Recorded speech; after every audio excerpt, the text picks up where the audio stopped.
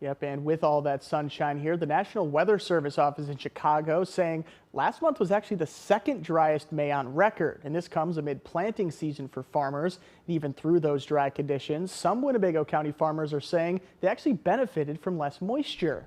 Multi-generational farmer Kevin Shedd says April was a very wet month and some of his fields were underwater. Lack of rain helped some balance the soil moisture content.